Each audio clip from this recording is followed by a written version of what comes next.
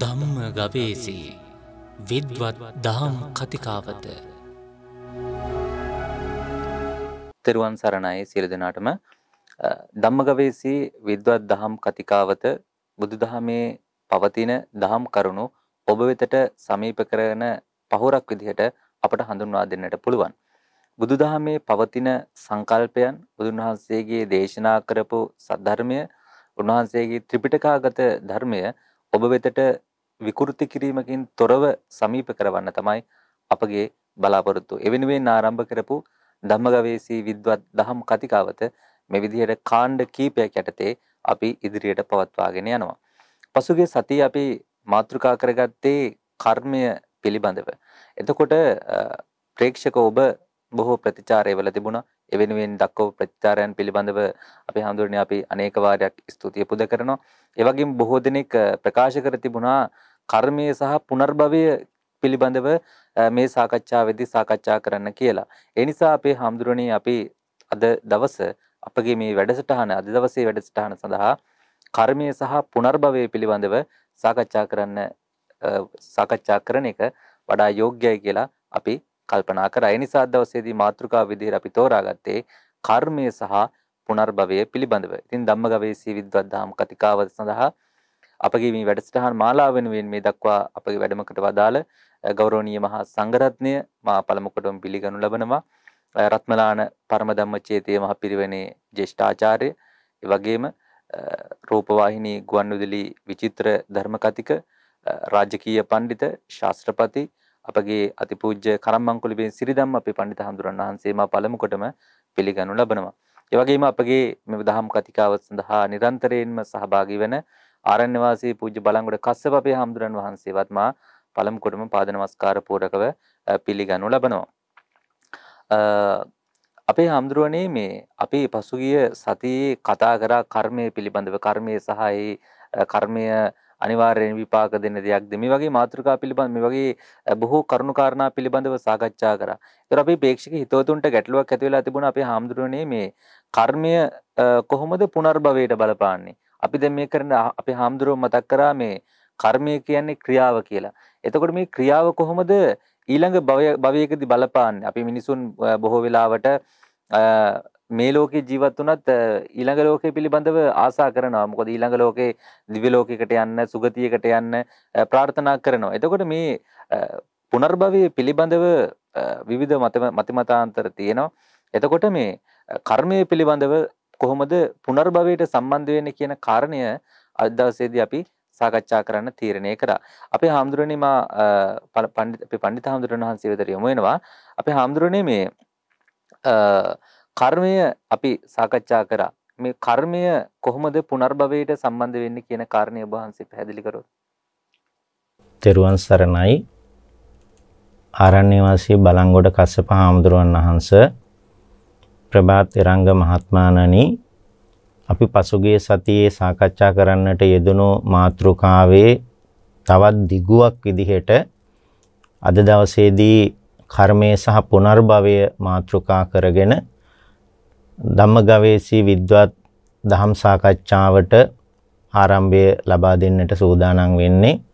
මා බෙහෙවින්ම සන්තෝෂයටපත් වෙනවා මෙම මාතෘකාවේ ඉදිරියාව පිළිබඳවත් අද දවසේ මාතෘකාව තෝරා ගැනීම පිළිබඳව ඒ පිළිබඳව ඔබතුමන්ට බෙහෙවින්ම සතුට පළ කරනවා. මක්නිසාදයත් මේ මාතෘකාව සර්ව සම්පූර්ණ වීම සඳහා කර්ම සංකල්පයේ පිළිබඳව බුදුදහමේ ඉගැන්වෙන බොහෝ කරුණු කාරණා ඊළඟට සම්බන්ධ වෙන්නේ පුනර්භවයට. එනිසා මේ මාතෘකාව පිළිබඳව සමහර විට පාසල් දරුවෝ, උසස් පෙළ බෞද්ධ ශිෂ්ටාචාරයේ හදාරන දරුවෝ, ඒ වගේම බුද්ධ ධර්මයේ විෂයක් විදිහට හදාරන දරුවෝ, ඒ වගේම විශ්වවිද්‍යාලවල වල විද්‍යාර්ථීන්, ඒ වගේම බුදුදහම පිළිබඳව විවිධ හැදෑරීම් කරන විවිධ විද්‍යාර්ථීන්ට තමන්ගේ විෂය කරුණු පෝෂණය කර ගැනීමටත් මේ මාතෘකාව ඉතාමත්ම වැදගත් වෙනවා. ඉතින් අපි පසුගිය සාකච්ඡාව තුළ මේ කර්මය පිළිබඳව පැහැදිලි කිරීමක් සිද්ධ කළා.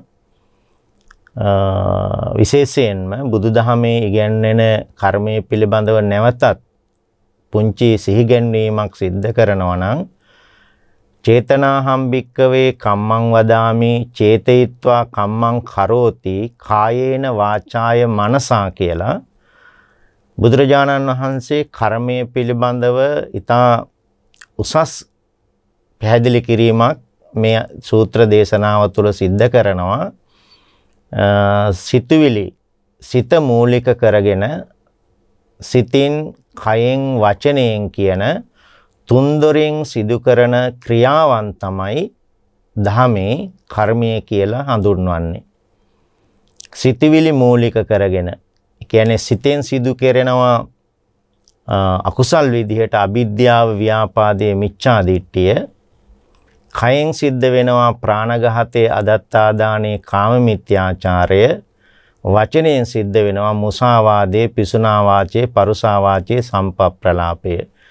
මේ සිත කය වචනය කියන තුන්දොර මූලික කරගෙන සිද්ධ කරන දස අකුසල්. ඒ වගේම මේ තුන්දොර මූලික කරගෙන සිද්ධ කරනවා දස කුසල්. ඊළඟ මේ පුද්ගලයා විසින් සිදු කරනු ලබන මේ කුසල් සහ අකුසල් ඔහුගේ මේ භවයත් ඊළඟ මතු භවයත් තීන්දුව වෙනවා. පුද්ගලයෙකු විසින් සිදු කරනු ලබන්නා වූ මේ කුසල කුසල ස්වરૂපය මත තථාගත ධර්මයේ මා එදත් පැහැදිලි කරා ලෞතර තථාගතයන් වහන්සේ මේ උතුම් ධර්මයේ දේශනා කළේ සත්වයාට ලෝකයාට සසර සැරිසරන්නට නොවේ. සසර ගමන නවත්වා ගන්නට කෙටි කර ගන්නටයි ලෞතර තථාගතයන් වහන්සේ මේ උතුම් ධර්මයේ දේශනා කළේ. විමුක්තිය සාක්ෂාත් කර ගැනීම සඳහායි මේ උතුම් ධර්මයේ ලෞතර තථාගතයන් වහන්සේ දේශනා කළේ. එහෙත් තථාගත ධර්මය තුල ලෝකයේ පිළිබඳව සඳහන් කරන සඳහනේ සත්වයෝ සංසාරයේ උත්පත්තිය ලබන ස්ථාන මම එදා සඳහන් කළ බඹතල කියලා 31ක් පිළිබඳව ධර්මයේ උගන්වනවා.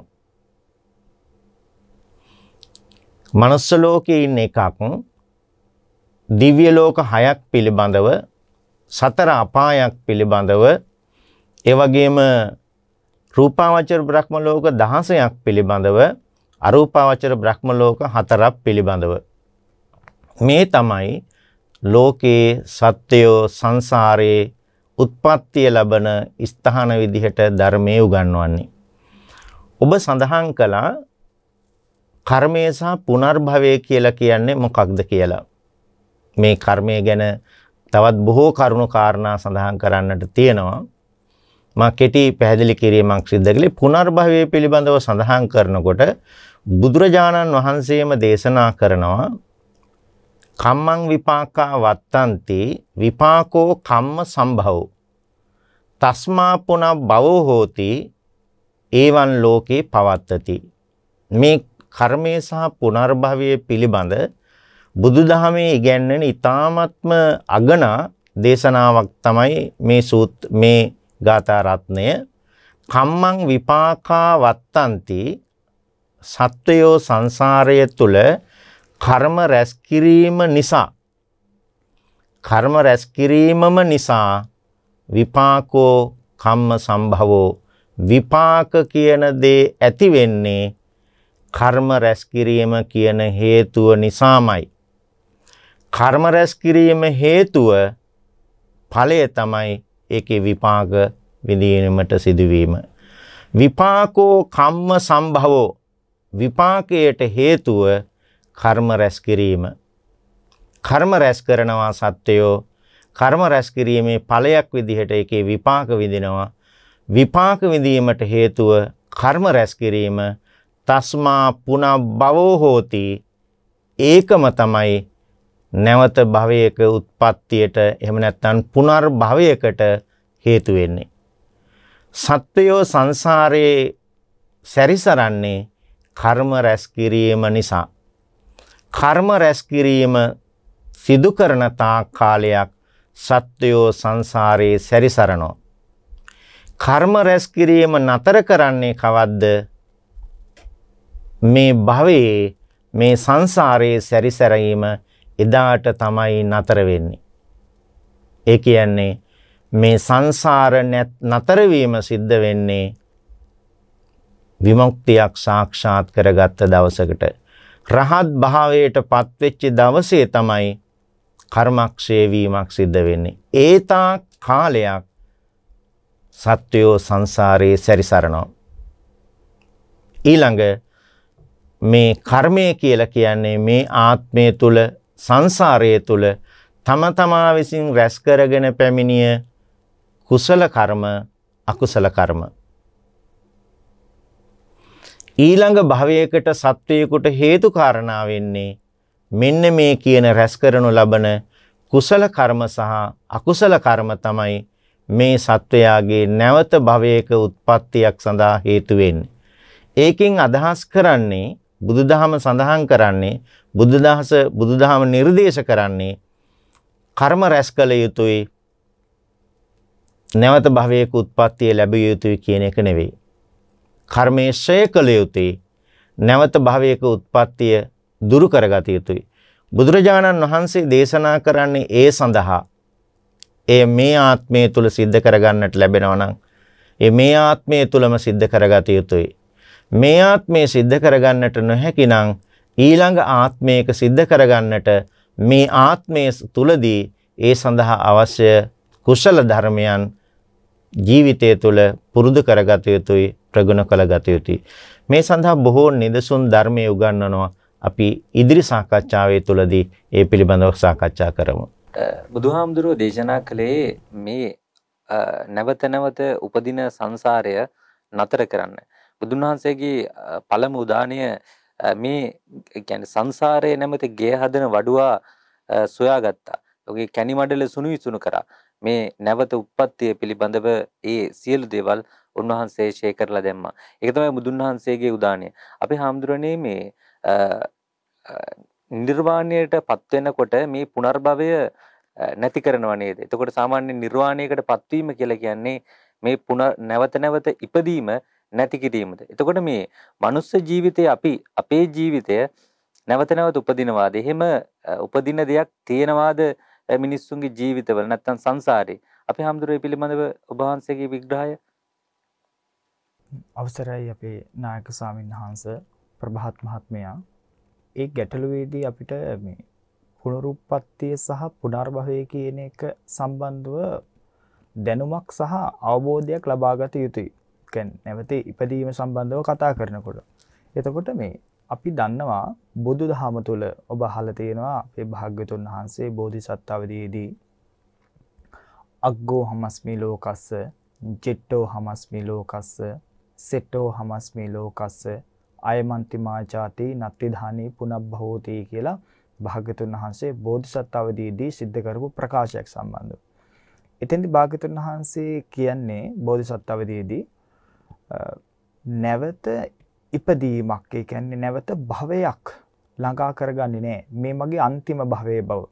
එතකොට එහෙනම් අපේ ස්වාමීන් වහන්සේ සිහිපත් කළා වගේ බුදුදහමේ කතා කරන්නේ මේ ආත්ම භාවයේදීම විමුක්තිය සාක්ෂාත් කිරීම සම්බන්ධව.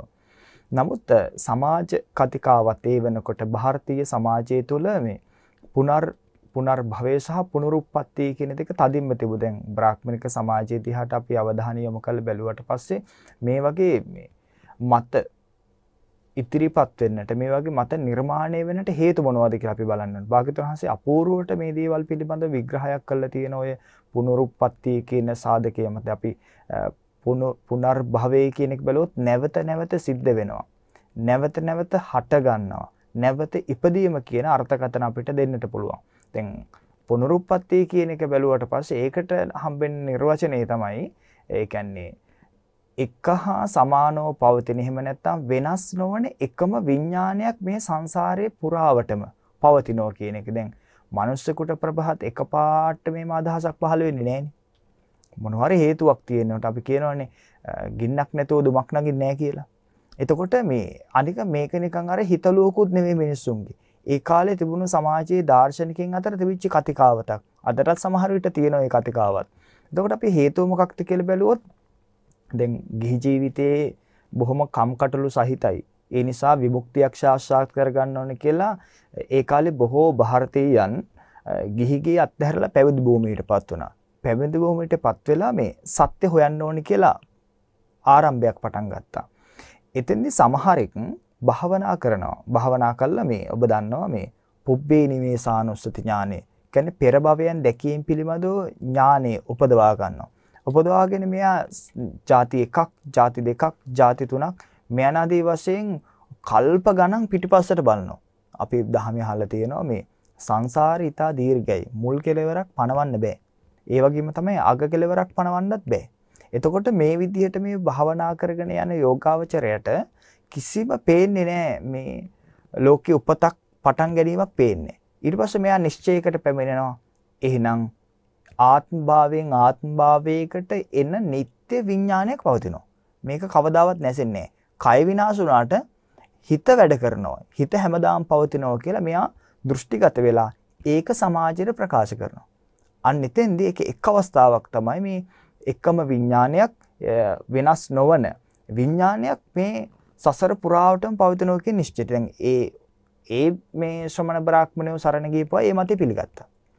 ඒ වගේම තමයි තවත් ඔබ දන්නවා මේ ලෝකේ විනාශලා යන කාලෙක ආභස්සර කියලා බ්‍රහ්ම ලෝකෙට සත්වයා බෙහෙවින් උප්පත්තිය ලැබනවා ගිහිල්ලා.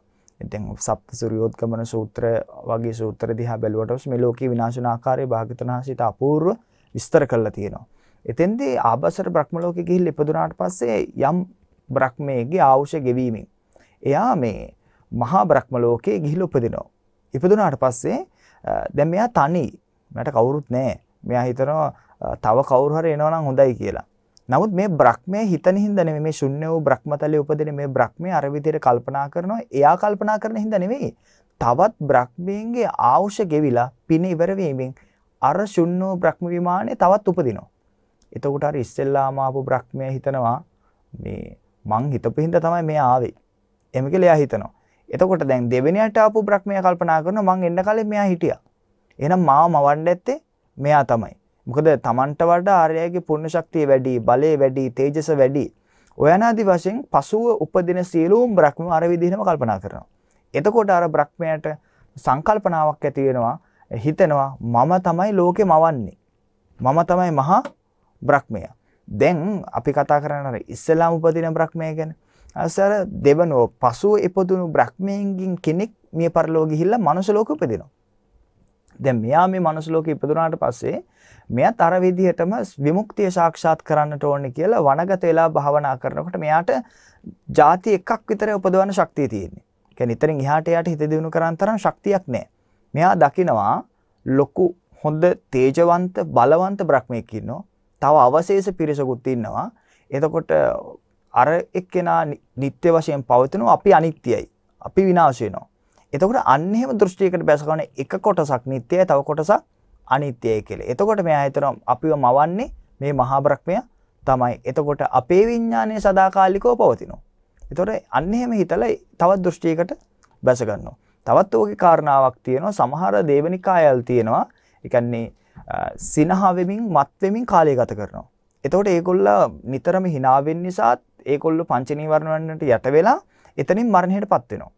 එතනින් මරණයටපත් වුණාට පස්සේ එයා ආපහු උප්පත්තියක් ලැබුණ මනුෂ්‍යාත්භාවයක අර පෙරකී ආකාරයෙන්ම මොකද වෙන්නේ? භාවනා කළා ආපහු අර ඥානෙ ඉපදෙවට පස්සේ මෙයා කල්පනා කරනවා hina වෙලා මුලා වෙන අය අස්තිරයි, අනිත්‍යයි, නිට්ටයයි. ඒ විදිහටත් මේ ලෝකේ සදාකාලිකයි කියලා දෘෂ්ටි හට ගන්නවා. ඒ වගේම තමයි නිතර කේන්ති ගන්න අය සමහර විට ඒ බ්‍රහ්ම ලෝකෙන්, ඒ දේව ලෝකෙන් චුත වෙනවා.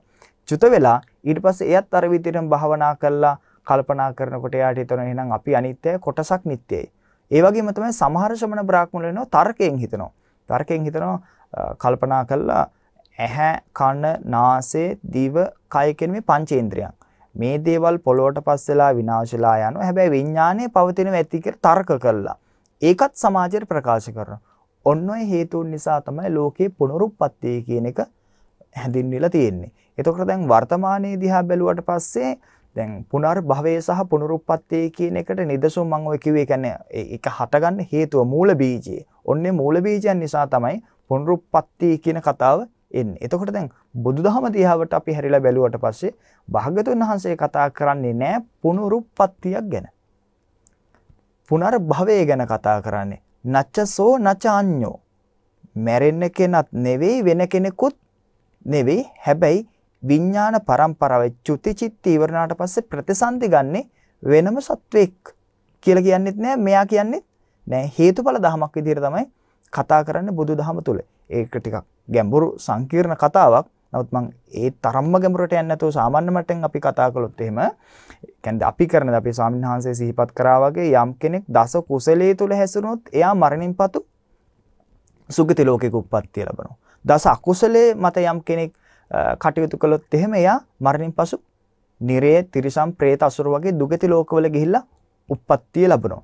එතකොට අපිට මේකෙන් ගන්න තියෙන හරය තමයි ඒ කියන්නේ වෙනස් නොවන එකම විඥාන ධාරාවක් මුළු සංසාරයේ පුරාවටම සත්‍යයක පවතිනව නෙවෙයි. තමුන් කරන කුසල් අකුසල් මත බලපාන්නා වූ විඥානයක් සසරේ සැරිසරනවා. අවශ්‍ය නම් ඒ විඥානය අපිට බලව මොකක් කරන්න? නිරුද්ධ කළ මේකෙන් නිදහස් වෙන්නත්. නමුත් අනිකුත් ආගම්වල බොහෝ දුරට කතා කරන්නේ මොකද්ද?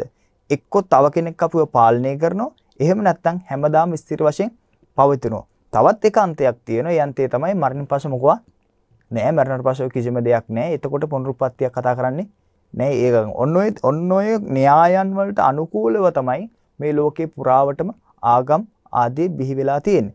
ඉතින් එතකොට දැන් බුදුදහමෙන් අපිට දැන් සමහරෙක් කියන්න පුළුවන් මොනවද පුනර්භවය කියලා කිව්වට අපි ඒව පිළිගන්නේ නැහැ. පුනරුත්පත්තිය පිළිගත්තත් අපි පුනර්භවය පිළිගන්නේ නැහැ. ඒ කියන්නේ එකම විඥානය තිබුණත් මේ මරණින් පස්සේ කුසල අකුසල් මත බලපෑමක් වෙන්නේ නැහැ කියලා. දැන් ඒ වගේට අපිට කියන්න තියෙන්නේ එහෙම වුණොත් මේ ලෝකේ සාධාරණ නැහැනේ.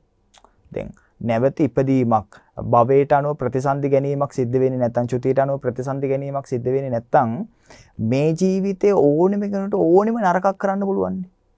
ඒ කියන්නේ ඕනෙම නරක කරාට එයාට විපාකයක් එන්නේ නැහැ. ඒතර ඒ වගේ දෘෂ්ටියකට යම් කෙනෙක් බැස ගන්නවා කියලා කියන්නේ ඒක සාධාරණ නෑ කියන එක. ඒ වගේම තමයි පායසි රාජන්න වගේ සූත්‍ර දිහා අපි අවධානය යොමු කරලා බැලුවට පස්සේ ඒ කාලෝක විමර්ශනය කළ තියෙන සමහර රජවරු. කියන්නේ පායසි රාජන්න සූත්‍රය කියන හරිය ලස්සන සූත්‍රයක්. ඒකේ පායසි ඒ රජතුමා මේ මිනිස්සෙක් ගෙනහැල්ලා එයාව මැරුණට පස්සේ පොඩි ඒ කියන්නේ මිනි පෙට්ටියක වගේ එකක තියලා මෙයාගේ විඥානය යනවාද කියලා බලා ඉන්නවා. එතකොට අපේ කුමාර කාශ්‍යප ස්වාමීන් වහන්සේලා ඇවිල්ලා කියනවා මේ ස්වාමීන් වහන්සේ මම දැක්කේ නෑ නේ එහෙම යන එකක් කියලා. ඒක හරි ලස්සන සූත්‍රයක්. ඉතින් එතෙන්දී ඒ වගේ පරිවේශනාත්මකව කටයුතු කරපු අවස්ථාව අපිට ත්‍රිපිටකය තුළ සමාජය තුළ දක්නට ලැබෙනවා. එතකොට අපිට අපි එනවනම් අවසාන තීරණයකට එනවනම් බුදුදහම තුළ කතා කරන්නේ අර මං කලින් කිව්වා වගේ කුසල් අකුසල් මත බලපානා විඥාන ධාරාවක පැවැත්ම අවශ්‍ය නම් ඒ පැවැත්ම අපිට නිෂේධනය කළ දාන්න පුළුවන්. අනිකුත් ආගම්වල බොහෝ දුරට කතා කරන්නේ කුසල් අකුසල් මත බලපාන විඥානයකට වඩා තව කෙනෙක් අපිව හසුරවනෝ. එහෙම නැත්නම් මරණින් පසු මොකවත්ම නැහැ. එහෙමත් නැත්නම් නිට්ටියෝ විඥානයක් කය විනාශ වුණාට හැමදාම පවතිනවා කියන කතාව. එහෙමයි පැහැදිලිනේ. අපේ හාමුදුරුවෝ දීර්ඝ පැහැදිලි කිරීමක් සිදු කරා. මම කැමති අපේ හාමුදුරනේ මේ පඬිත හාමුදුරන් වහන්සේගෙන් දැනගන්න අපේ හාමුදුරනේ මේ කර්මයේ සහ පුනර්භවයේ පිළිබඳව ಭಾರತೀಯ සමාජයේ මීට වඩා මම හිතන්නේ මේ මාතෘකාවක් නැතුව ඇති. එතනම් මේ ಭಾರತೀಯ සමාජය ඇතුලේ ශාස්ත්‍රවරුන් ඇතුලේ වෙනියම් කණ්ඩායම් ඇතුලේ විවිධාකාර විදිහට සාකච්ඡාවට බඳුන් වෙන විවාදයට බඳුන් වෙන ඒ වගේම තර්කයට බඳුන් වෙන මාතෘකාවක් තමයි මේ කර්මයේ මේ පුනර්භවය සහ පුනරුත්පත්තිය කියන කතාව. දැන් අපි දන්නවා සමාජයේ විවිධ පුජ්‍යලයන් මෑත කාලෙදිත් වැඩිපුර කතා බහට ලක් වුණා. පුනර්භවය පිළිබඳ ප්‍රකාශ කරනවා, පුනරුත්පත්තිය පිළිබඳ ප්‍රකාශ කරනවා. කොහොමද මේ තරම් දෙයක් ලැබුණේ? අනිවාර්යයෙන් මේක පුනරුත්පත්තිය වෙන්න ඕනේ. මේ වගේ මාතෘකා පිළිබඳව අපේ හැමදෙරුනේ සමාජයේ නිරන්තරයෙන් අවධානය යොමු කරනවා. සමාජයේ නිරන්තරයෙන් උනන්දුයි මේ පිළිබඳව ගවේෂණය කරන්න. බුදුදහම ගත්තත් අපේ හැමදෙරුනේ සමකාලීන ආගම් ඇතුලේ ඒ සමකාලීන දර්ශනයන් ඇතුලේ මේක දැඩි වශයෙන් සාකච්ඡා වෙච්ච කාරණයක්. එතකොට මේ සමකාලීන ආගම් ඇතුලේ සමකාලීන සමයාන්තර දර්ශනයන් ඇතුලේ සාකච්ඡා වෙච්ච කාරණය බුදුදහම කොහොමද විග්‍රහ කරගත්තේ? බුදුන් වහන්සේගේ විග්‍රහය මොන වගේද මේ පුනර්භවය පිළිබඳව, පුනරුත්පත්තිය පිළිබඳව? අපි දන්නවා ශාස්ත්‍රවරුන් අතර නැවත උපදීමක් නැහැ කියපු අය හිටියා. සංසාරයේ හේතු ප්‍රත්‍යක් නැහැ කියපු අය හිටියා. සමහරව මේක භවෙන් භව නිත්‍ය ආත්ම වශයෙන් ගත්ත ආත්මවාදයක් විදිහට. බුදුන් වහන්සේගේ විග්‍රහය මොකක්ද හාමුදුරනේ? සත්‍යය මරණින් පසු නිශ්චිතවම උපදිනවද? නැත්නම් ඒ උපදින්නේ මිනිස්සෙක් වෙලාද? මේ පිළිබඳව අපි හාමුදුරනේ කොහොමද විග්‍රහය? ඔව් ප්‍රභාත් තෙරංග මහත්මයා, බුද්ධ කාලීන ಭಾರತೀಯ සමාජයේ මේ කර්මය සහ පුනර්භවය පිළිබඳව ඊ타ත්ම දැඩි සාකච්ඡාවට ලක්වෙච්ච මාතෘකාවක් බවට පත් වුණා. බුදුරජාණන් වහන්සේ දේශනා කරන්නට යෙදුණු සූත්‍ර දේශනා ගණනාවකම මේ මාතෘකාව අලලලා බුදුරජාණන් වහන්සේ දීර්ඝ පැහැදිලි කිරීම මේ සූත්‍ර දේශනාවන් තුළ සිදු කරලා තියෙනවා. සාමාන්‍ය ඵල සූත්‍රයේත් මේ සම්බන්ධයෙන් තොරතුරු සඳහන් වෙනවා. මහා චුල්ලකම්ම විභංග සූත්‍රයේත් මහා කම්ම සූත්‍ර චුල්ලකම්ම විභංග සූත්‍රයේත් මහා කම්ම විභංග සූත්‍රයේ තුලත් මේ හා සම්බන්ධ කරුණු කාරණාවන් සාකච්ඡා වෙනවා. විශේෂයෙන්ම බුදුරජාණන් වහන්සේගේ සමේ ಭಾರತೀಯ සමාජය තුල තිබිච්ච එක මතයක් තමයි පුබ්බේකත හේතුවාදය කියලා කියන්නේ. මේ සත්වයන්ගේ සියලු ක්‍රියාකාරකම් වලට හේතු වෙලා තියෙන්නේ ඒ පුද්ගලයා විසින් සිද්ධ කරන ලද, ඒ සත්වයා විසින් සිද්ධ කරන ලද, පෙර කරන ලද කුසල සහ අකුසල කර්මයන් මත තමයි මේ ජීවිතයේ සියලු දේවල් තීර්ණ වෙලා තියෙන්නේ. පෙර කරන ලද කුසල අකුසලයන් හේතු කරගෙන කියලා ඉගැන්වීමක් තිබුණා. ඒ වගේම තව ඉගැන්වීමක් තිබුණා ඊශ්වර නිර්මාණවාදය කියලා. මේ ලෝකයේ මිනිස්සුන්ගේ සත්වයන්ගේ ලෝකයේ සියලු කරුණු කාරණාවල් වලට හේතුව වෙන්නේ, තීන්දුව වෙන්නේ, ජූරිය වෙන්නේ වෙන කවුරුවත් නෙවෙයි මේ සත්වයා මවන්නට යෙදුණු, ලෝකයේ මවන්නට යෙදුණු මහා බ්‍රහ්මයා, එහෙම නැත්නම් ඊශ්වරයා, එහෙම නැත්නම් අල්ලා දෙවියෝ, එහෙම නැත්නම් දේව දූතයෙක්, මේ ආදී විදිහට අදෘශ්‍යමාන බලවේගයන් වල ප්‍රතිඵලයක් විදිහට තමයි මේ ලෝකයේ සත්වයන්ගේ මේ වර්තමාන භවයේ තීන්දුව, මේ ස්වභාවයන් තීන්දුව වෙලා තියෙන්නේ කියන මතයක් ಭಾರತೀಯ සමාජයේ තිබුණා. ඒකට කියනවා ඊශ්වර නිර්මාණවාදය කියලා. ඒ වගේම තවත් සමහරෙක් දරපු මතයක් තමයි මේ ලෝකයේ සත්වයන්ගේ වර්තමාන ක්‍රියාකාරකම් වෙනුවෙන්, ඒ කියන්නේ වර්තමාන සමාජ ලෝකයේ සත්වයෙකුගේ සියලු ජීවිතවල පැවැත්ම තීරණ වන්නේ අහේතු අපච්චේවාදය කියලා. ඒ කියන්නේ කිසිම හේතුවක් ප්‍රත්‍යක් නැතිව ඉබේම තමයි මේ ලෝකයේ සත්වයන්ගේ පුද්ගලයන්ගේ සියලු ක්‍රියාකාරකම් සිද්ධ වන්නේ කියලා මතයක් ಭಾರತೀಯ සමාජය තුළ තිබුණා.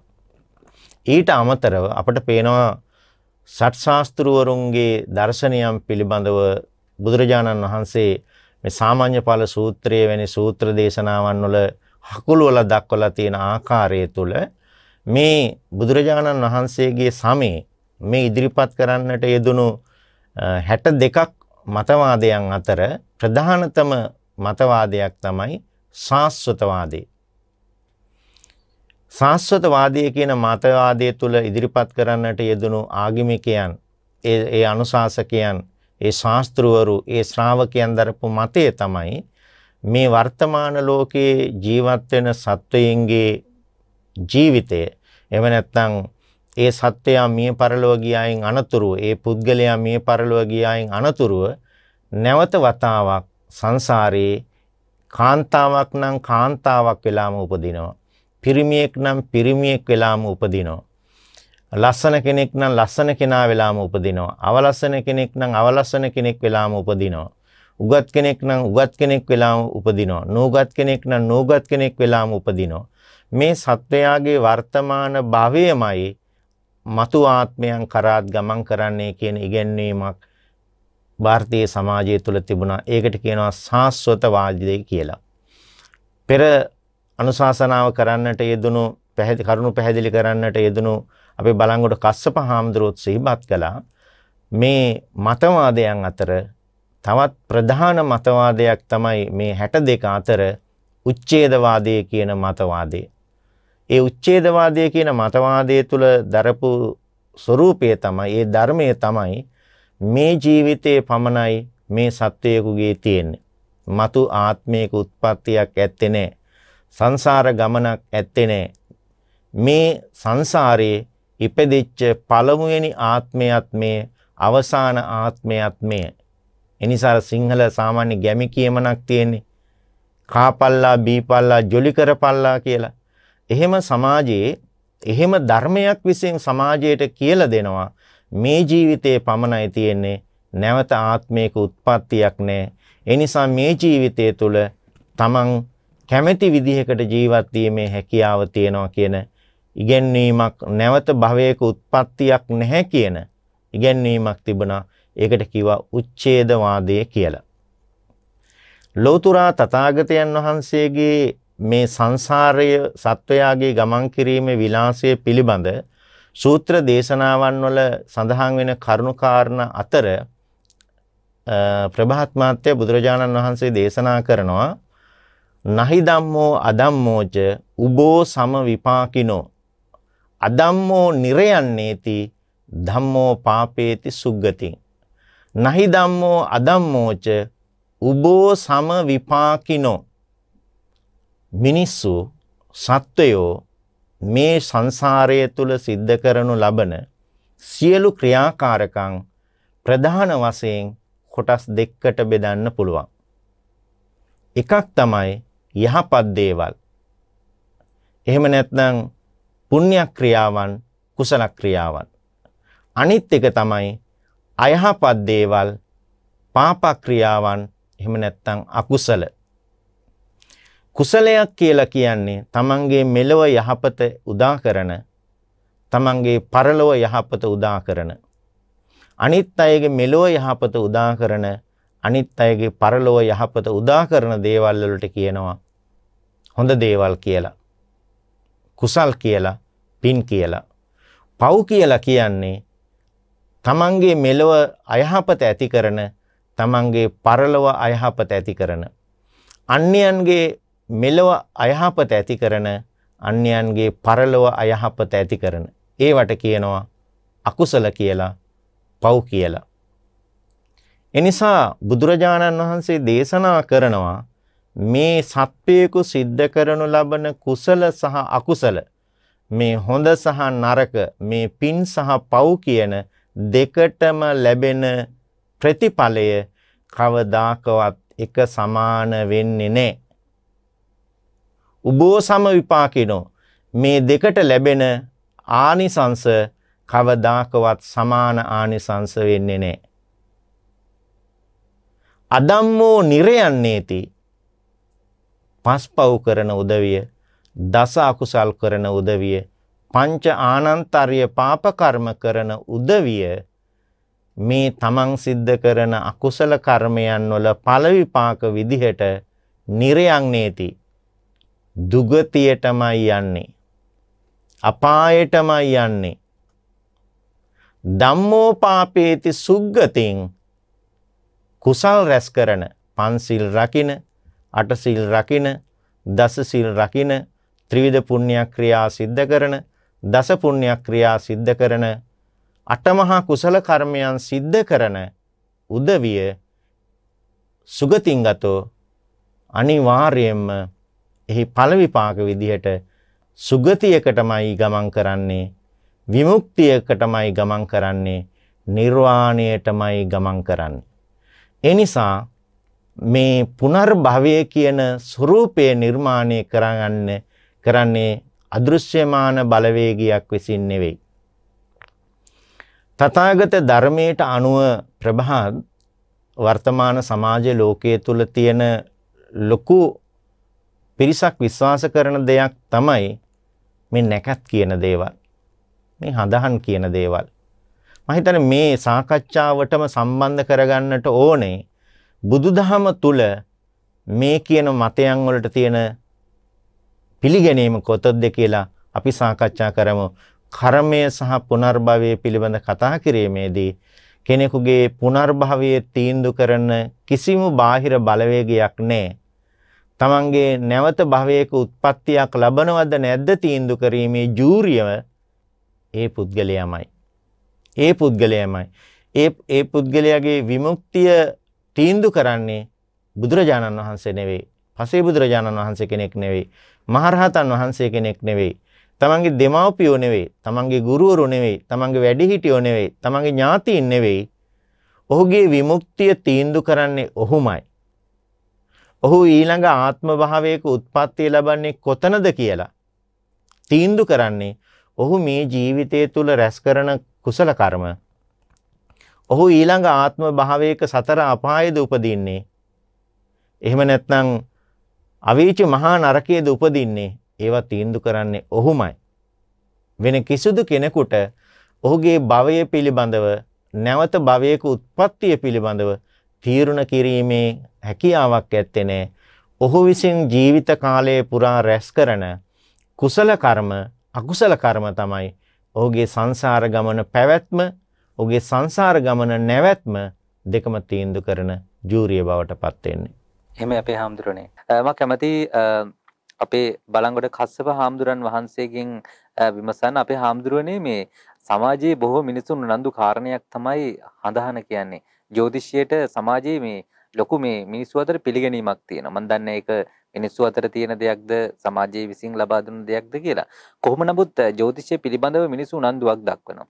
එතකොට මේ කර්මය සහ අපගේ ඊළඟ පුනර්භවය පිළිබඳව තීරණ ගන්න මේ ජ්‍යොතිෂයට අනුවද මේ තරොරට අනුවද අපගේ ඊළඟ භවය හෝ ඊළඟ උප්පත්තිය තීරණය කරන්නේ. ඒ කියන්නේ ජ්‍යොතිෂයේ පවතින නැත්නම් හඳහනට පවතින වළංගුතාවය මොකක්ද මේ කාරණා පිළිබඳව අපේ හැමදෙරට පිළිතුරක්. ඔව් ප්‍රභාත් මහත්මයා හඳහන නැත්නම් වේලපත්කඩේ ඔය අනාදී විවිධ වචන වලින් මේ දරුවෙක් පිළිසඳ ගත්තට පස්සේ උප්පත්තිය ලබන අවස්ථාවේදී වෙලාව අරගෙන ඒ ශාස්ත්‍රය පිළිබඳව හසල දැනුමක් තියෙන කෙනෙක් ළඟට ගිහිල්ලා ඒ වේලාව දීලා ඒ නෙකස් ශාස්ත්‍රයන් වලට අනුකූලව හඳහනක් නිර්මාණය කිරීම අපේ පුරාණ කාලේ ඉඳන්ම තිබිච්ච දෙයක්. මේ වර්තමාන මේ නවීකරණය වෙච්ච ලෝකේ රූප වාහනයක් ඉස්සරහට ඇවිල්ලා මම ජ්‍යොතිෂ වේදිකයෙක් කියලා කියනවට වඩා ඉස්සර සමාජයේ එහෙම තිබුණේ නැහැ. ඉස්සර සමාජයේ ගමකට හිටියා හොඳ වෙද මහත්තයෙක්. ඊළඟට ඒ වෙද මහත්තයා දැන් අද කාලේ වගේ ඇහැ ගැන විතරක් නෙවෙයි දන්නේ, කන ගැන විතරක් නෙවෙයි දන්නේ, මුළු සර්වාංගෙම දන්න හොඳ වෙද්දු හිටියා. ඒ වෙද මහත්තයා ළඟ තිබුණා ජ්‍යොතිෂය දැනුමක්.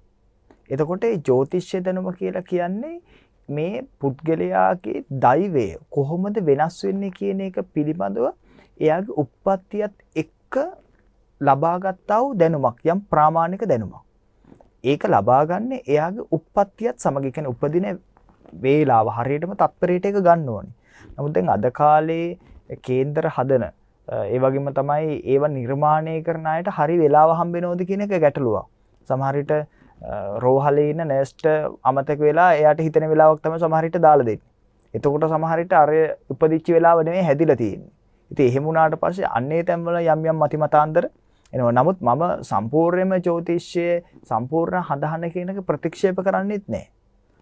හරියට යම් කෙනෙකුට පුළුවන් නම් හරියටම වෙලාව දීලා හරියට මේ ශාස්ත්‍රයේ දන්න කෙනෙකුට ඒක කියන්න පුළුවන් නම් මම හිතන්නේ ඒක හරි අතීතයේ කරපු කුසල අකුසල් පිළිබඳ මම පෙර සාකච්ඡාවෙත් එක සිහිපත් කරා. අතීත ආත්මභාවයන්හිදී කරපු කුසල් අකුසල් වල විපාක දීම සම්බන්ධව යම් දල අදහසක් කේන්දරෙන් ගන්න පුළුවන්. හැබැයි සියල්ල කේන්දරෙන් තීරණය වෙන්නේ නෑ. සියල්ල හඳහනින් තීරණය වෙන්නේ නෑ. එතකොට දැන් යම් ආකාරයකට අපි හිතමු දැන් අපි ගමනක් යනවා. ගමනක් යනකොට අපිට ඉස්සරහා වලක් තියෙනවා. ඕක කවුරු හරි කෙනෙක් අපිට ඇවිල්ලා කියනවා ස්වාමීන් වහන්සේ මේ ඔබ වහන්සේ ඉස්සරහට යනකොට මේ හරියන් වලක් හම්බ වෙන නිසා පරිස්සමෙන් යන්න කියලා. ඒක දැනගෙන යන එකද හොඳ නොදැන යන එකද? දැනගෙන යන එක හොඳයිනේ. ඒ වගේ තමයි කේන්දරෙන් අපි වැඩ ගන්න ඕනේ. ජ්‍යොතිෂයෙන් අපි දැනගන්නට ඕනේ මගේ ඉදිරි පැවැත්ම කොහොමද කියන එක දැනගෙන ඒකට ප්‍රතිකර්ම සිද්ධ කරන්න සාමාන්‍යයට. දැන් මගේ කේන්දරෙත් මම මහාන වෙනවා කියලා නෑ. ඒ කියන්නේ එහෙනම් මගේ කේන්දරේ කෝ හරියන්න පුළුවන්, එක්කෝ වරදින්න පුළුවන්, නැත්නම් මම කේන්දරේ වෙනස් කරා වෙන්න පුළුවන්. දැන් බෝධිසත්වයන් වහන්සේ ඒ උපදිච්ච අවස්ථාවට අනුකූලව හදපු ඒ ජ්‍යොතිෂ්‍යවේදියෝ කිව්වනේ මේ එක්කොත් බුදු වෙනවා එක්කොත් සක්විති රජ වෙනවා කියලා. දෙකෙන් එකක් නිකු එක්කෙනෙක් නිකු අනිවාර්යයෙන්ම බුද්ධත්වයේ සාක්ෂාත් කරනවා කියලා. එහෙනම් බුද්ධ කාලීන සමාජයේ ඉඳන් මේ දක්වා පැවතගෙන ඇවිල්ලා තියෙන කේන්දරය කියන එක. ඒ වගේම තමයි දැන් ඔබ අහලා ඇති සමහර විට භාග්‍යවතුන් වහන්සේ ළඟට කෙනෙක් ඇවිල්ලා එයාට පුළුවන් මේ අර හිස් කබලට තට්ටු කරලා ඉන්න තැන කියන්න. මරුණාට පස්සේ. හිස් කබලක් දුන්නාට පස්සේ මෙයා තවතිසාදී වෙලෝ. මෙයා බල්ලෙක් කියලා. මෙයා මිනිස්සෙක් කියලා අහවල් තැන ඉන්නවා. දැන් මේ බුදුරජාණන් වහන්සේ මෙයාට විවිධ හිස් කබල් දෙනවා. ඊට පස්සේ අන්තිමෙත් දෙන්නේ මොකද්ද? වහල ඇති රහතන් වහන්සේ නමගේ හිස් කබලක් දෙනවා. තට්ටු කරනවා මෙයාට බෑ හොයාගන්න කොහෙද කියලා. ඒතර බුදුරජාණන් වහන්සේ කියන මම නම් දන්නවා එයාගේ මේ ගතිය කොහොමද සිද්ධ වුනේ කියන එක සම්බන්ධව. මරණයෙන් පස්සේ එයාගේ ජීවිතේට මොකක්ද උනේ කියන එක සම්බන්ධව. එතකොට ඒ කියන්නේ ඒ කාලෙත් මෙවැනි ශාස්ත්‍ර තිබුණා. නමුත් අද කාලේ මේ සමහර විට උදේ පාන්දර මේ ටෙලිවිෂන් වලට ඇවිල්ලා ඒ රූපවාහිනී සංස්ථාවල වලට ඇවිල්ලා කියන බොරු කියන ජ්‍යොතිෂවේදියෝ ගැන නෙවෙයි මම මේ කියන්නේ. ඇත්තටම අවංකව මේක අවුරුදු ගාණක් පුරුදු කරලා පුහුණු කරලා ඒ අත්දැකීම් එක කතා කරන අය ළඟට අපිට යන්න පුළුවන් නම් කේන්දරේ අරගෙන එයාට කියන්න පුළුවන් ඔබට යම් ආකාරයකට අනාගතයේ මේන විපතක් වෙන්න පුළුවන්ද බැයිද කියන එක. නමුත් ඒක මතම අපි රඳාපවතින්න ඕනේ. දැන් මගේ කේන්දරයට අනුව මගේ තියෙන්නේ විද්‍යාඥයෙක්ව පොළොවෙන් වස්තු ලබන කෙනෙක් වෙනවා කියන එක. දැන් මම එහෙනම් මට පොළොවෙන් වස්තු ලබන්න තියෙන කෙනෙක් මම විද්‍යාඥයෙක් වෙන්න පුළුවන් කියලා මං ඒ පාරේ ගියේ නෑනේ. මට ඕන තැනදී මම මගේ ජීවිතය වෙනස් කරගෙන භාග්‍යවතුන් වහන්සේගේ ධර්මය අහලා ඊට අනුකූලව ජීවිතය වෙනස් කරගත්තා. ඒ නිසා කේන්දරෙන් පොඩි දල අදහසක් අරගෙන ඒක වෙනස් කරගන්න වෑයම් කරන එක තමයි අපි කරන්න ඕනේ. මොකද බුදුදහමේ නිතරම කතා කරන්නේ තමන්ගේ ආත්ම භාවය වෙනස් කරගන්න පුළුවන්. දුප්පත් වෙලා කෙනෙක් උපදින එක ප්‍රශ්නයක් නෑ. හැබැයි ආ දුප්පත් වෙලා මැරෙනවා නම් ඒක ඉතින් ඒ කෙනාගේ ප්‍රශ්නයක් මිසක් කේන්දරේ ප්‍රශ්නයක් නෙවෙයි. එතකොට දැන් කේන්දරයේ මතම නම් එයා පිහිටලා ඉන්නේ ඒක හරියට පුබ්බේකත හේතුවාදී වගේ තමයි. ඉතින් අතීතයේ ඔක්කොම ටික මත තමයි මේක තීරණය වෙන්නේ කියන එක තමයි. ඉතින් ඒ නිසා මම කියන්නේ ඔබ අපි සිංහල සංස්කෘතියක් තියෙනවා. අපි අවුරුද්ද සමරනවා. එතකොට අපි බෝධි පූජා කරනවා. ඇත්තටම දැන් අපි ළඟට සමහර විට මිනිස්සු වෙනවා මේ සොලොස් පිරිකර පූජා කරන්න. අට පිරිකර පූජා කරන්න. නිර්මාංශ දානයක් දෙන්න. එනතන් ආරණවාසී භික්ෂුවකට දානයක් දෙන්න. අපි විහාරස්ථාන වලට එන බෝධි පූජා කරන්න. ඊළඟට කිරිපුඩු දාන පූජා කරන්න. මේක හේතුව හිමින් සිරු හොයාගෙන ගියොත් මොකක්ද වෙලා තියෙන්නේ? මේගොල්ලෝ ගිහිල්ලා තියෙනවා කේන්දරේ බලන්න. කේන්දරේ බැලුවට පස්සේ කියලා තියෙන මොකද්ද? අපලයක් තියෙනවා. ඒ අපලේ දුර වෙන්න මොකක් කරන්නද? මෙහෙම බෝධි පූජාවක් කරන්න. ඊළඟට මේ නිර්මාංශ දානයක් දෙන්න. එතකොට අපේ මිනිස්සු දන් දෙන්නේ මොකටද? අපලේ දුරු කරගන්න. අපි මිනිස්සු බෝධි පූජා කරන්නේ බුදුහාමුදුරන් තියෙන ගෞරවයකට නෙවෙයි එහෙනම්. මොකක් කරගන්නද? අපලේ දුරු කරගන්න. මම කියන්නේ අපි බෝධියට වඳින්නේ ප්‍රභාත්. ඇයි අපි බෝධියට ගෞරව කරන්නේ? බුදුරජාන් වහන්සේ වෙනුවෙන් කරන උපහාරයක් පිණිස. කියන්නේ පාරිභෝගික උද්දේශික අනාදී වශයෙන් ත්‍රිවිධ චෛත්‍යයන් තියෙනවනේ. එතකොට බුදුරජාන් වහන්සේ අපි බෝධි පූජාව පොඩ්ඩක් අපි කතා කරොත් ඒ කියන්නේ භාග්‍යතුන් වහන්සේ එක ස්ථානයක වැඩ හිටියේ නෑ බුද්ධ කාලේ. විවිධ ස්ථාන වලට වැඩම කරා. ඒ වැඩම කරනකොට මිනිස්සු බුදුරජාන් වහන්සේ දකින්නට එනවා. එතකොට භාග්‍යතුන් වහන්සේ ඒ තැන නෑ. මොකද අද වගේ වාහන තිබුණේ නෑනේ. දුප්පත් මිනිස්සු ආවේ පයි කරත්තවල. පොඩ්ඩක් පොහසත් අය ගොඩක් පොහසත් අය තමයි අශ්වයානාවල ආවේ. ඒතකොට සාමාන්‍ය මිනිස්සු පයින් එනකොට බුදුරජාණන් වහන්සේ ඒ තැන නැති වුණාට පස්සේ මිනිස්සු ගෙනාව පූජා ද්‍රව්‍ය තැන් තැන් වල දාලා යනවා. මේක ආනන්ද ස්වාමීන් වහන්සේට මතක් කරපන්. ආනන්ද ස්වාමීන් වහන්සේ මේක භාග්‍යවතුන් වහන්සේට සිහිපත් කරනවා. ඒකට කියනවා ආනන්ද මම බොදු වෙච්ච බෝධියෙන් අංකුරයක් ගෙන රෝපණය කරන්න. එතකොට ඒ බෝධියට වඳින්න මට කරන වන්දනාවක් විදිහට. එහෙනම් අපි බෝධියට වඳින්නේ ඇයි? ශාස්ත්‍රඥ වහන්සේට කරන ගෞරවයක් පිණිස. එතකොට ඒකෙන් අපල දුර වෙනවා කියන විශ්වාසයෙන් නෙවෙයි මේ කාලේ මිනිස්සු වැන්දේ. නමුත් මේක වෙනස් වෙලා තියෙන මොනවා වගේ තත්ත්වයකටද? අපි දකිනවා මේ කියන අරහම් බුදු ගුණයෙන් මගේ ඉරුගේ අපල දුරු වේවා. එහෙම කියලා මේ අපල දුරු කරන්න බෝධිය පාවිච්චි කරනවා. එහෙම නැත්නම් සමහර විට අපි උපහාසාත්මක විදිහට සමහර විට ඕවා කියනවා. දැන් සමහර ලාවට අපි හිතමු දැන් දරුවෝ නැහැ. දැන් අතීතයේ කරපු මොකක් හරි අකුසලයක් නිසා මෙයාට දරුවෝ පිහිටන්නේ නැහැ. සමහර විට දරුවෝ මරපු හින්දා හරි මොකක් හරි අතීත හේතුවක් නිසා කියමුකෝ. එතකොට නැත්නම් සමහර විට කායික යම් ප්‍රශ්නයක් වෙන්නත් පුළුවන්. එතකොට මොකද කරන්නේ? අපි ගම්මු නමක් සුමනාවතී කියලා. දැන් සුමනාවතීට දරුවෝ ලැබේවා කියලා බෝධිය ඉල්ලන්න බෑනේ. ලියන මොකද්ද? සුමනාවතීගේ අපල දුරු වේවා කියලා. දැන් සුමනාවතී ඉන්න ගමේම මිනිස්සෙක් එනවා. දැන් බෝධිය දැක්කම මොකද්ද මතක් ආවද මතක් වෙන්නේ? සුමනාවතීගේ අපල දුරු වේවා කියලානේ තියෙන්නේ. ඒතර සුමනාවතී මතක් වෙන්නේ. ඒතර බෝධිය ළඟ බුදු වෙලා තියෙන්නේ කවුද? සුමනාවතී. ඒතර බලන්න කොයිතරම් හාස්‍යයක්ද කියලා. දැන් බෝධිය දැක්කම කාවද අපිට මතක් වෙන්න ඕනේ. බුදුරජාණන් වහන්සේගේ පිහිටියේ මොකටද? මට කරන වන්දනාවක් විතර වඳින්න කියලා. නමුත් බෝධිය ළඟට ආවට පස්සේ අරහෙම කෙනෙක් නම් මතක් වෙන්නේ අපි කොයිතරම්නම් පින් කරනවා කියලා අකුසල් කරනවද? ඊට වඩා හොඳ නැද්ද? හැමදාම හොඳට පන්සීල් රකින්න. දස කුසල් වඩනෝ. ඒ අතරතුර සතියට එක් වාරයක් ගිහිල්ලා භාග්‍යතුන් වහන්සේ උදෙසා බුදුරජාණන් වහන්සේගේ සර්වතා ඥානෙ දෙසා මේ මල් බුද්ධ පූජාවක් ලෙස පූජා කරමි පූජා වේවා.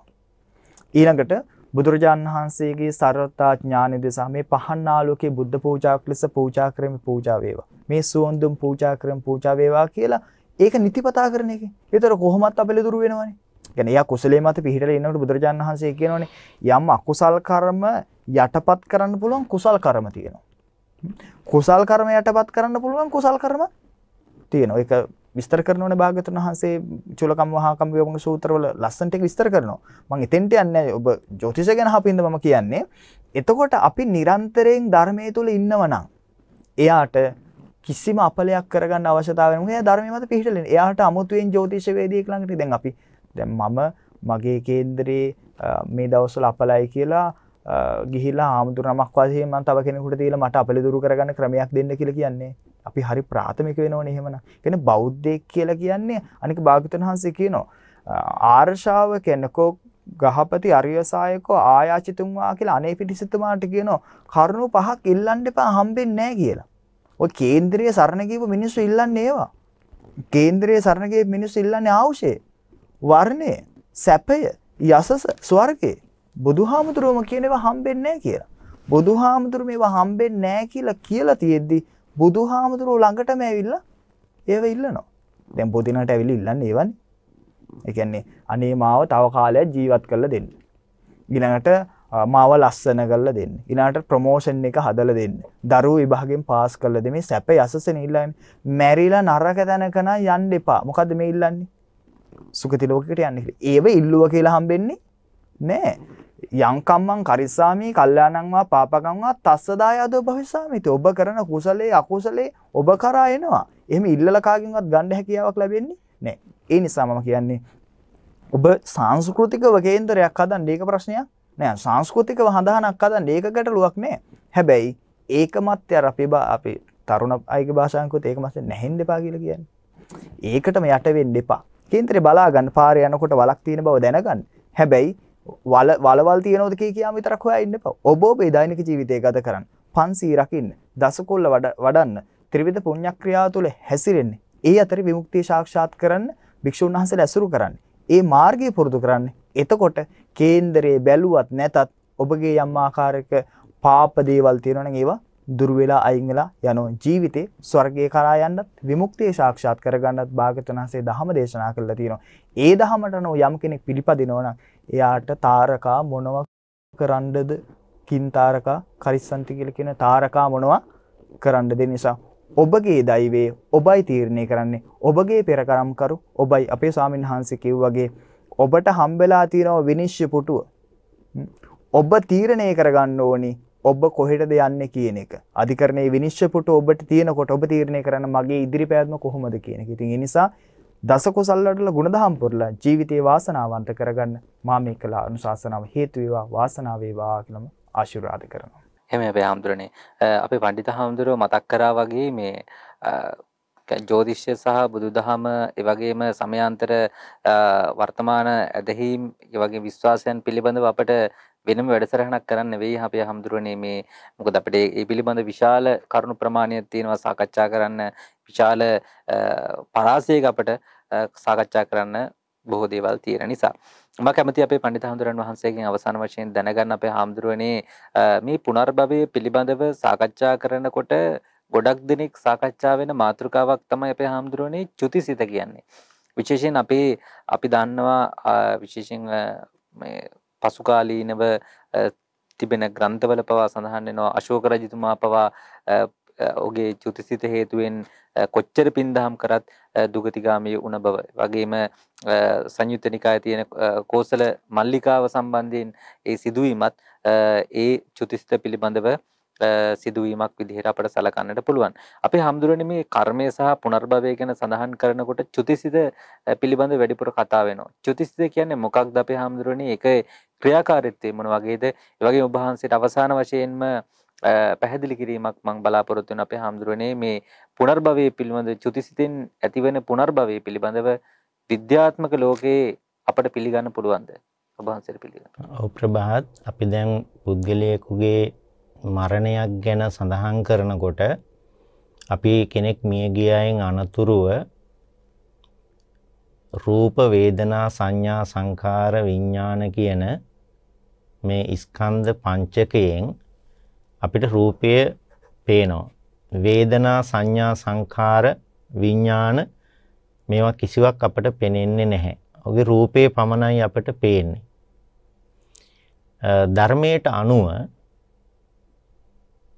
මේ පුද්ගලයෙක් මේ පරලෝ යනවා කියලා කියන්නේ මේ කියන රූප වේදනා සංඥා සංඛාර විඥාන කියන පංචස්කන්ධයෙන් රූපේ පමණක් ඉදිරි කරලා අනිත් ඒවා විනාශයටපත් වෙනවා, නැති වෙනවා. එයින් විඥානය පිළිබඳව මොකක්ද වෙන්නේ කියන එක පිළිබඳව ධර්මයේ ඉතා හොඳ පැහැදිලි කිරීමක් තියෙනවා. ඒ විඥානය කියලා කියන එකම තමයි මේ චුති චිත්තය කියලා කියන්නේ. මේ චුති චිත්තය එහෙම නැත්නම් මරණාසන්න පුද්ගලයෙකුගේ අවසාන මොහොතේ ඇතිවෙන සිතුවිල්ල අපි කියනවා චුති චිත්තය කියලා. ඔහු අවසාන භවයෙන් ඉවත් වෙනවත් එක්කම ඊළඟ භවයක පිළිසඳ ගැනීමක් ඇති වෙනවා. ඒකට කියනවා ප්‍රතිසන්දිය කියලා. ධර්මානුකූලව පුද්ගලයෙකුගේ ප්‍රතිසන්දියක් ඇතිවීම විශේෂෙහි කාරණා තුනක් සම්පූර්ණ වෙන්නට ඕනේ. එකක් තමයි මවක් ඍතු සම්පන්න වීමක් සිද්ධ වෙලා තියෙන්නට ඕන. මව්පියන්ගේ එකතු වීමක් සිද්ධ වෙලා තියෙන්නට ඕනේ. ඒ වගේම ගන්ධබ්බ අවස්ථාවක් උදා වෙලා තියෙන්නට ඕනේ. ප්‍රතිසන්දියක් ඇතිවීම විශේෂෙහි මෙන්න මේ කියන කාරණා තුන සම්පූර්ණ වීමෙන් තමයි නැවත භවයක උත්පත්තියක් ඇති වෙන්නේ. මට මතක් වෙනවා ප්‍රභාත්, අපේ රටේ ඉතිහාසයේ රාජ්‍ය පාලනය කරපු රජදරුවන් අතර අපේ වීරයනි දුටුගැමුණු රජතුමා. දුටුගැමුණු රජතුමා රුවන්වැලි මහා සෑය ඉදි කරා, මිරිසවැටිය දාගැබ ඉදි කරා, මේ ආදී විශාල විහෙර විහාර රාශියක් ඉදි කරන්නට යෙදුණා. සම්බුද්ධ ශාසනයේ විශේෂ සුවිශාල මහා කාර්යභාරයක් ඉෂ්ට සිද්ධ කරන්නට යෙදුණා. එතුමා සර්වඥ ධාතුන් වහන්සේ පෙරටු කරගත් මහා සංඝ රත්නයේ පිරිවරාගෙන යුද්ධයේ ගමන් කරපු නරවිරුවා. මෙතුමා රුවන්වැලි සෑය නිර්මාණය කිරීමේ කාර්ය ආරම්භ කරලා කරගෙන යද්දී අවසාන මොහොතේ අපි අහලා තියෙනවා එහි වැඩ කටයුතු නිමා කරන්නට නොහැකිව එතුමාගේ සොහොයුරු සද්ධාතිස්ස රජතුමා එතුමාට වැඩ කටයුතු නිමා කර බව හඟවමින් ඒ ස්ථානයේ කටයුතු එතුමාට දකින්නට අවස්ථාව උදා කරලා දුන්නා කියලා.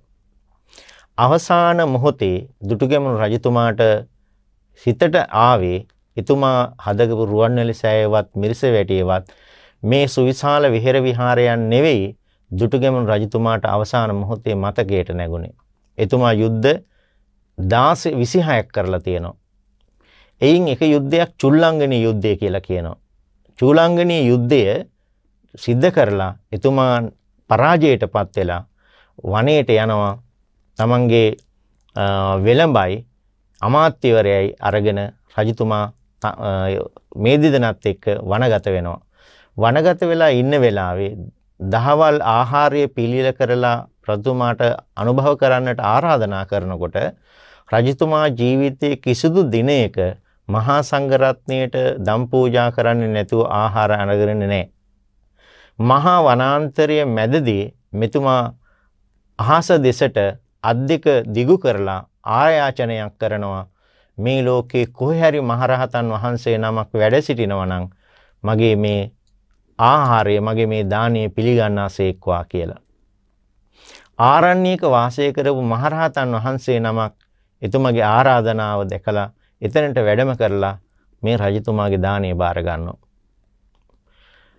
අවසාන මොහොතේ දුටුගැමුණු රජතුමාට මේ මහරහතන් වහන්සේ නමකට වනේ අර යුද්ධයෙන් පරාජයට පත් වෙලා ගිහිල්ලා අර දහවල් දානීය පූජා කරපු සිතුවිල්ල තමයි දුටුගැමුණු රජතුමාට මතකයට එන්නේ. එතුමා ඒ මතකයෙන් ඒ සිහියෙන් අලුරිය කරලා තවතිසා දිව්‍ය ලෝකයේ උත්පත්තිය ලැබු බව බණ පොතේ සඳහන් වෙනවා.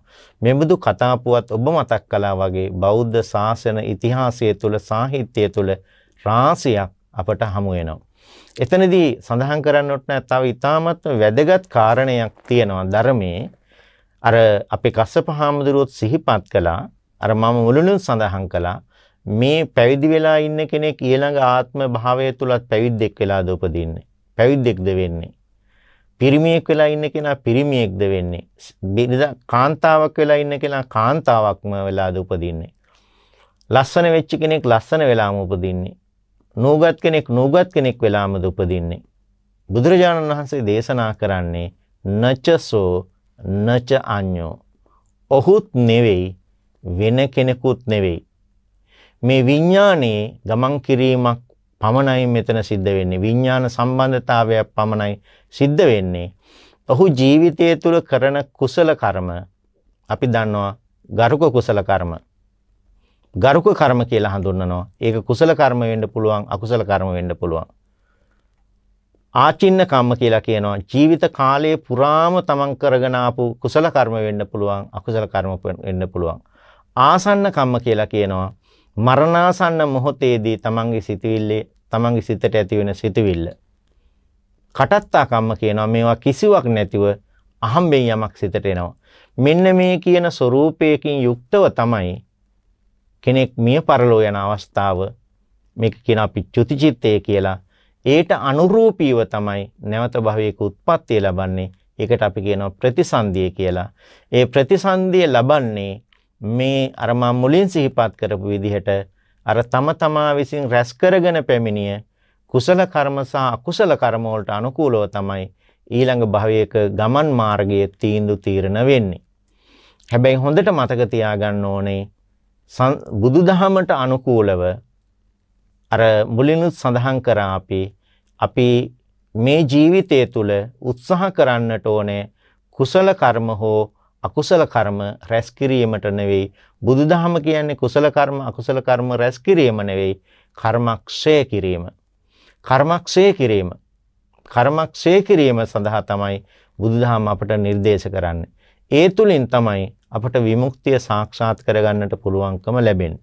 ඒ නිසා මේ ධර්ම සාකච්ඡාවන් තුළ අපේ බලාපොරොත්තුව මේ බුදුදහමේ උගන්වන මේ උතුම් දහම් කරුණෝ ඔබට කරුණු පැහැදිලි කරන්නට, ඒ ධර්ම කාරණා කෙටිව පැහැදිලිව හඳුනා ගන්න ඔබ අත්ත දීපා විහෙරත ඔබට පහනක් වෙන්න.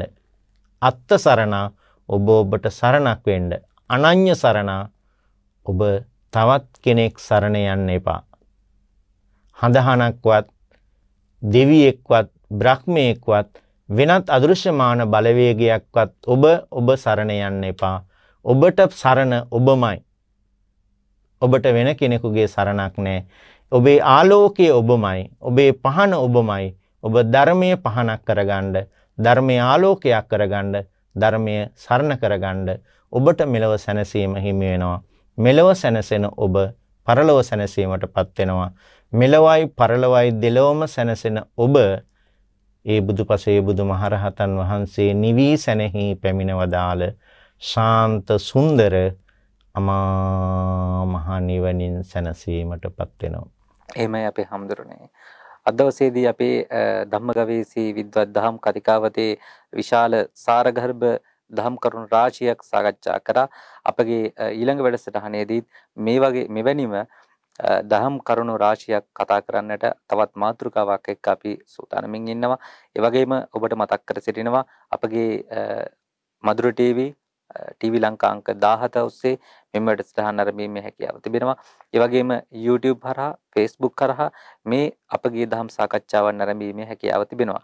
ඒ වගේම www.maduratv.com කියන වෙබ් අඩවියට ගිහිල්ලා ඔබට පුළුවන් මේ වැඩසටහන ආරම්භීමේ හැකියාවත් ඔබට තිබෙනවා. ඒ වගේම අපගේ YouTube නාලිකාව subscribe කරලා තියාගන්න. එතකොට මෙමන ධර්ම සාකච්ඡාවන් සමීප කරවන්න ඔබට ඉතාමත් පහසුවෙන් ළඟා කරගන්නට හැකියාව තිබෙනවා. එහෙනම් අද දවසේදී අපේ දහම් කතිකාවත මෙතනින් නිමවටපත් කරනවා. අද දවසේදී අපේ දහම් කතිකාව සඳහා වැඩම කරවදාළ රත්මනාන පරම ධම්මචේතිය මහ පිරිවෙනේ ජ්‍යෙෂ්ඨ ධර්මාචාර්ය රූපවාහිනී ගුවන්විදුලි විචිත්‍ර ධර්ම කතික රාජකීය පඬිත ශාස්ත්‍රපති අතිපූජ්‍ය කරම්බංකොළමේ සිරිදම් අපේ පඬිත හාමුදුරන් වහන්සේට අනේක වාරයක් පුණ්‍ය අනුමෝදනා සිදු කරනවා. ඒ වගේම අපගේ සාකච්ඡා සඳහා නිරන්තරයෙන් වැඩම කරන අතිපූජ්‍ය අරණ්‍යවාසී බලංගොඩ කස්සප අපේ හාමුදුරන් වහන්සේටත් අපගේ පුණ්‍ය අනුමෝදනාව මේ විදිහට පුද කර සිටිනවා. එහෙනම් තවත් දවසක ධම්මගවේෂී විද්වත් දහම් කතිකාවත සමගින් ඔබ හමුවේ මේ බලාපොරොත්තුවෙන් ඔබට සමුදෙනවා. ඔබ සියලු දෙනාටම තෙරුවන් සරණයි.